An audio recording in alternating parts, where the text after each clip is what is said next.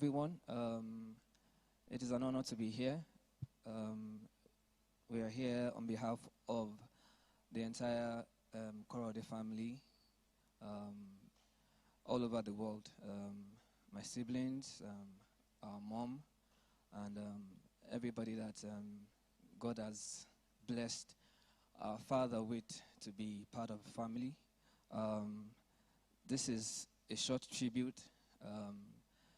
It's a difficult one because you can never get the words to say everything. And he was a man that gave us life first, then he gave us love almost all through his life. And one of the things that we keep on talking about amongst ourselves is how he had the strength and the energy to mean so much to so many people outside. And at the same time, we did not feel his absence in the home from when we were little till he carried us. He carried us. When I say he carried us, as in when you know that this person is always there, regardless of every other thing that is balancing, he would always come back home and you will feel him at home. He was a simple man. He had very, very simple needs. One of the major stories I remember that was a milestone in my life was when his job came to an end at UBA. And we went to open the gate for him. And when he drove in, we saw all the books and everything. So he came up, he called everybody and he said, Yomo, I can't remember the particular words, but something like Ishet Itonle New. And you'd expect that and I think it was towards the end of the year then, you'd expect that for somebody to Ishet Iton, you think there's going to be a problem. And he asked for food. He asked, I can't remember, there was even a bottle of Schweppes or Fanta or something. And why that is important for me is that the way he took it made it easy on us.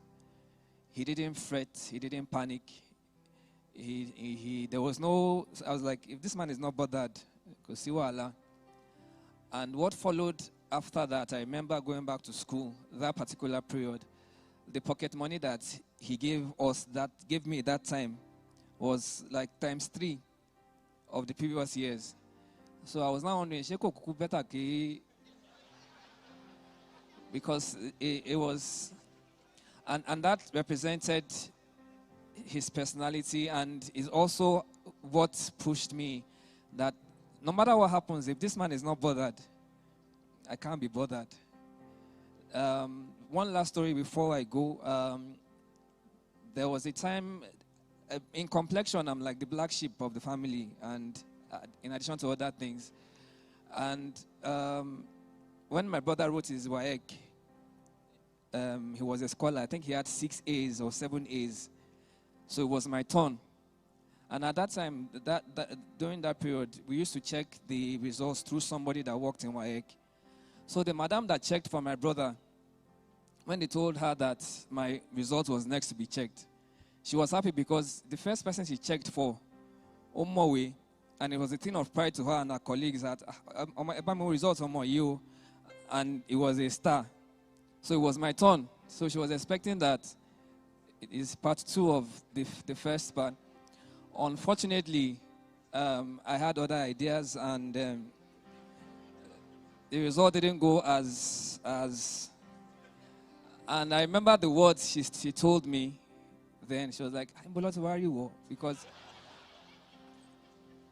And when I got home, I was expecting that because in my family, it's a family of excellence. Daddy was excellent, back to back to back, intelligent, articulate. I don't need to say all of that. My mom was a teacher, chemistry teacher, not any subject. So expectedly, all of us were supposed to be like that. So I said I was downcast because I was afraid of what he would say. If I sat down in the kitchen floor of the house because I didn't know how to face him then. And when he came home, he said, "Kilo one share." Why are you downcast? And he said something. He said, God has showed me your journey through life. So I'm not bothered by whatever setbacks, Lord John. And even though I was carrying an F9 in maths, I didn't know how I was going to navigate. The fact that he did not castigate, I was free. And that has been a lesson that from him, that as long as I have this person, it doesn't matter what every other person outside is saying. People can say, you are not worth it, you are this, but I can always come back home to meet my father and my mother, and they will accept. And that has carried me through a lot. And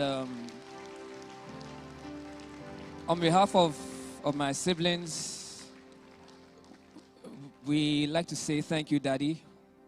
We know where you are, and we don't know the language they speak there, but from our hearts to yours, we can never be grateful enough for what you've done for us, how you carried us, how you've been with us, how you're a father to us, how you showed us how to live. And the words can never be enough. We'd like to thank everybody who's come out. We'd like to thank everybody for the support, for the encouragement. And before we go, for those of us who were in the choir that year, rehearsals were on Tuesdays. And after all the prayer and everything, there was a song that he would always sing.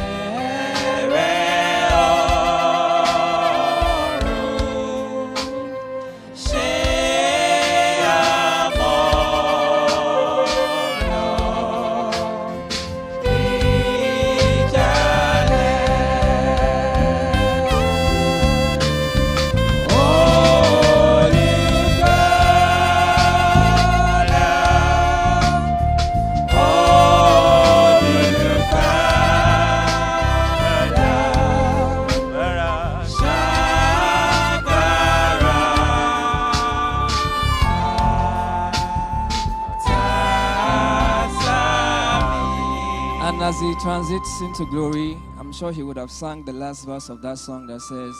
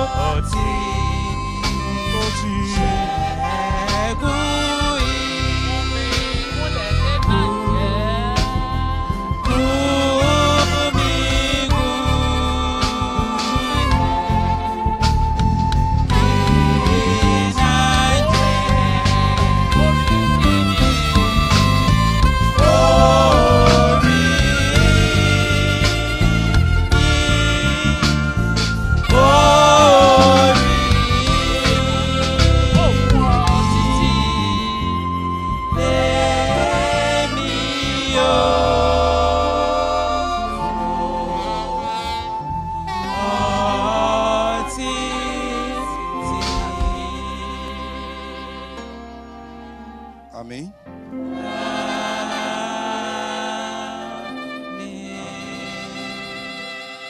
I want to say something to you, sir, from the hymnal you've just raised.